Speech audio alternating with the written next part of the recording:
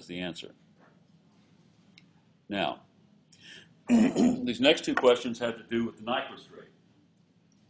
The Nyquist rate is the rate at which you have to sample a frequency, something that's continuous. You have to sample that frequency in order to be able to capture a particular frequency accurately so that it can be played back. And the way that works is, it works on, so Nyquist says that if you have a file that, and you want to capture up to, say, 2,000 cycles per second, that'll pick up everything from 0 to 2,000 cycles per second. And to capture 2,000, you have to sample it at twice that rate. So to capture 2,000 cycles per second, you have to sample at 4,000.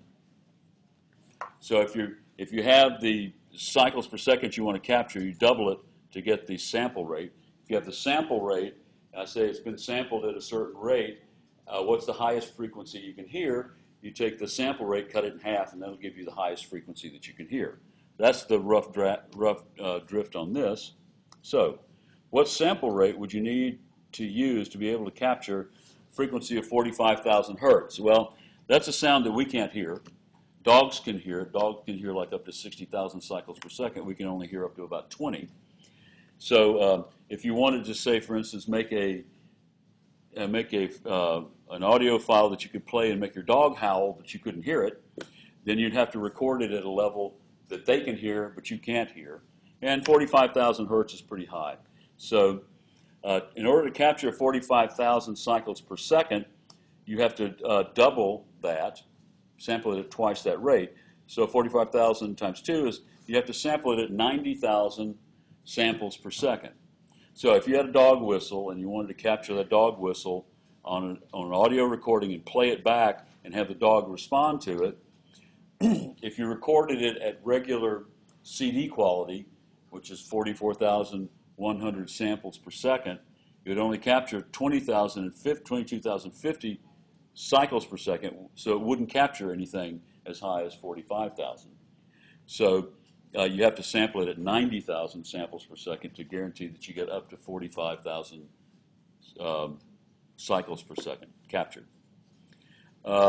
Again, you've got a digitally sampled file that was sampled at 24,000 samples per second. What's the highest frequency that could be captured? Nyquist rate says if you've got the sample rate, to find out the highest frequency, you cut it in half.